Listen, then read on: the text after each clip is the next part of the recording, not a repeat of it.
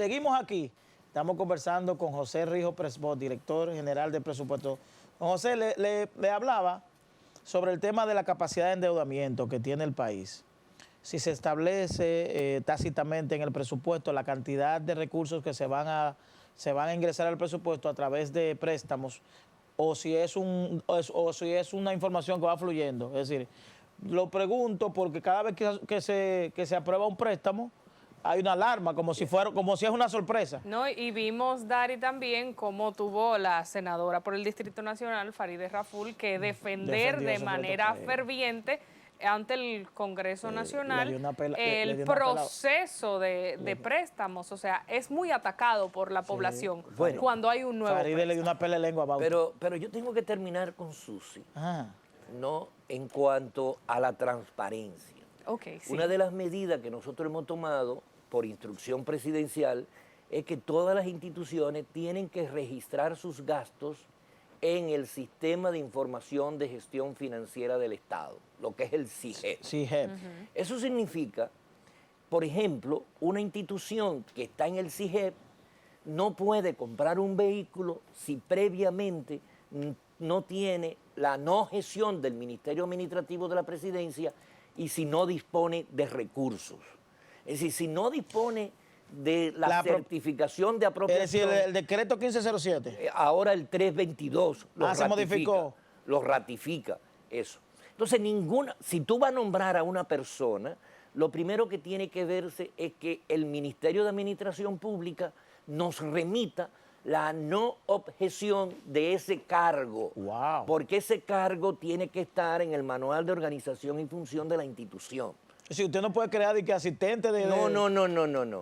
Si no está en la estructura orgánica de la institución, no se crea y nosotros no les damos la certificación de apropiación para esa contratación. Habría que presentar una modificación y ser aprobada entonces. Entonces nosotros, con la instrucción del presidente, todos aquellos que no estaban ejecutando en el SIGEP, lo hemos transparentado.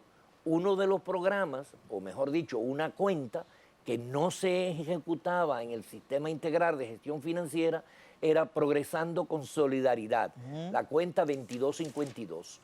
Era una contribución especial cuyo gasto nada más significaba una transferencia, y eso se crea a partir del año 2012, paralelo a la cuenta que sí se registra en el SIGEP, que era la 007 de Progresando con Solidaridad, que ahora es Supérate. En Supérate, entonces, esos fondos que se ejecutaban de manera discrecional, que no pasaban por el SIGEP, se incorporaron entonces al programa Progresando con Solidaridad y se transparentaron todos sus recursos.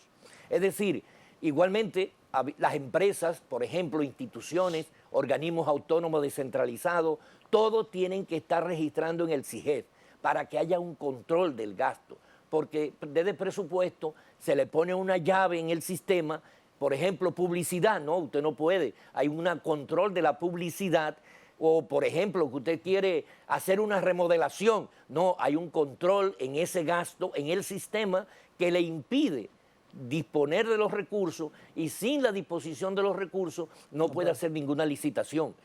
Por eso es que decimos que no se generan deuda administrativa. Pusimos un artículo en la ley que todo funcionario que la generara la iba a pagar con su patrimonio. En el 2021 no tuvimos deuda administrativa. Y aquí vengo entonces cayendo a la parte de Dari del financiamiento. ¿Qué pasó en el año 2019? Bueno, que el 43% de la deuda que se pagó, es decir, que hubo que buscar prestado unos 54.000 millones de pesos, fue para pagar deuda administrativa de años anteriores. Y en el año 2020 encontramos un monto de 72.000 millones de pesos, de los cuales al 14 de agosto ya habían pagado 62.000 millones de pesos. Y esa deuda era con financiamiento, era con préstamo que había que pagarlo. ¿Y cómo generaban esa deuda? Pues simple y llanamente, tráeme los aires acondicionados que después yo lo cobro como deuda pública, sin registrarse como deuda. El año 2020, esa disminución de cuenta por pagar representó el 45%. Este año, en el año 2021, apenas representó el 8%. Y para el año 2022 seguimos desmontando las deudas que hemos encontrado, porque el presupuesto, es bueno que la gente sepa, el 99.9% de los ingresos que vamos a recaudar en el 22 por impuestos internos y la Dirección General de Aduana se van en 6 renglones. Educación, 231.000 millones de pesos. ¿Qué porcentaje? El 99.7%, 99. ¿En 6 renglones? En 6 renglones. Educación, 231.000 millones de pesos. Salud, 127.000 millones de pesos. Pago de los intereses de esa deuda vieja, atrasada, que nosotros encontramos, 193.000 millones de pesos. Deuda vieja, 109.000 millones de pesos. Y los subsidios sociales, que nos representan unos 36.000 millones de pesos, más los subsidios del Estado, que son unos 80.000 millones de pesos. Ahí se fue todo. Y todavía no le hemos dado un centavo ni a los poderes, ni a los ayuntamientos, ni a las demás instituciones.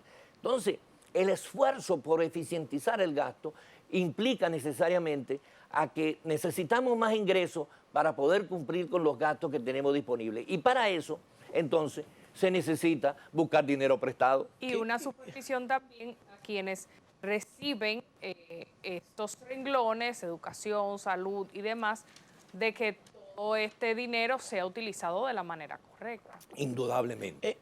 ¿Qué porcentaje en tamaño, en ejecución presupuestaria, tiene el Metro de Santo Domingo? Por ejemplo, la OPRED. Porque yo hago la pregunta porque la OPRED se ve como una institución pequeña, pero en términos presupuestarios no es pequeña. Es decir, ¿qué porcentaje o qué nivel? Es que el 90% del presupuesto de la OPRED es inversión. Es inversión, porque tú tienes que darle mantenimiento a los trenes, claro. ¿no? Eso fue 1.700 millones de pesos el año pasado. 1.700. 1.700 millones de y yo le tengo una propuesta. Con un arrastre que venía también del año anterior. 1.700 millones de pesos anuales. Que costó el año pasado. Solamente el mantenimiento del metro. ¿No? Y entonces la inversión, por ejemplo, para la línea, la ampliación de los trenes, que se va a ampliar, duplicar de 3 a 6, pues ya hay una inversión de cerca de unos 2.000 millones de pesos para el tren que va de Los Alcarrizos, de Santo Domingo a Los Alcarrizos. Este año se está estimando alrededor de cerca, por encima de los 10.000 millones de pesos. Se inició con un proceso de recuperación de los terrenos por donde va a pasar con más de 2.000 millones de pesos, más el diseño. Es decir, que hay una inversión sustancial en materia. Le voy a mandar otro mandado al presidente. Usted habló de 1.700 millones de pesos anuales que pasó en el 2021. En el 2021.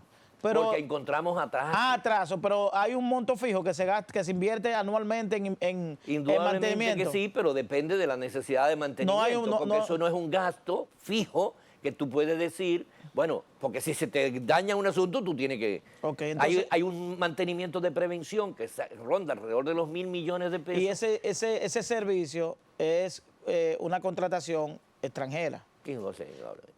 Extranjera. Entonces, yo le hice una propuesta al presidente, se lo voy a aprovechar para mandarse, de que se cree en República Dominicana una escuela ferroviaria, que el Estado tenga una escuela ferroviaria que permita que esos extranjeros que están ofreciendo servicio aquí formen a ciudadanos dominicanos para dar mantenimiento al Metro de Santo Domingo. No crea que los que están operando ya son dominicanos. Sí, pero la contratación tiene que ser extranjera. Lamentablemente no la encontramos. No la encontramos así. Entonces, la contratación extranjera... Fíjate que es tan interesante lo que tú estás planteando, que ahora con el monorriel que se inicia el proceso... Si la proyección es que nosotros vamos a tener en todo el país, nosotros vamos a fundamentar nuestro sistema de transporte en eso. En un masivo. Más tarde que temprano. Así es, el transporte masivo. Porque no es posible mantener tantos vehículos en la calle. Claro. El monorriel de Santiago, el monorriel de Santo Domingo, todos son un proyecto. Dele ese mandado al presidente, dele esa orientación. No, tenla por seguridad. Gracias, don José. Bueno. Siempre. Gracias a ustedes, yo espero haber servido de algo. No, pero por supuesto. Pero decimos una cosa, la deuda nosotros la encontramos en un 69% consolidada, la bajamos a un 62%. Fitch dice, República Dominicana, de una deuda que termina en el año 2020 con el 58% del sector público no financiero, lo reduce al 51%. Es decir, que estamos reduciendo la deuda. A mí me hicieron porque hay un manejo de pasivos responsable. Antes que me maten esta gente, me hicieron una pregunta a la gente de la diáspora, no le gusta que le diga la diáspora, como el dominicano. Los dominicanos residentes en el exterior. Son unos empleados de cultura en Estados Unidos que dicen que no le pagaron el sueldo 13. ¿Eso es normal o hubo una distorsión ahí? No, tuvo que haber alguna situación de nómina porque todas ¿Le corresponde su...? Sí, le corresponde. Bueno, al amigo de la diáspora que me preguntó. Me imagino ya... un abrazo a ese amigo. Sí. Y un abrazo a usted. Agradecer a don José Rijo Presbot, director general de presupuesto y amigo de este programa, por venir a traer estas interesantes informaciones, verdaderamente que de mucha utilidad, y sobre todo la manera coloquial, llana y pedagógica con que se ofrecen las declaraciones. Mañana tenemos un programa de viernes, vamos a tener 2 blogueros, un bloguero guau y uno popi. Vamos a tener a Lord Jaques, Vladimir Jaques, y luego vamos a tener a William Ramos. Un entrevistador y un reportero de viajes. Así es, sí, un bloguero de viajes y un bloguero urbano, a propósito de los urbanos, que siguen llamando la atención. Nos vemos mañana y gracias por la audiencia.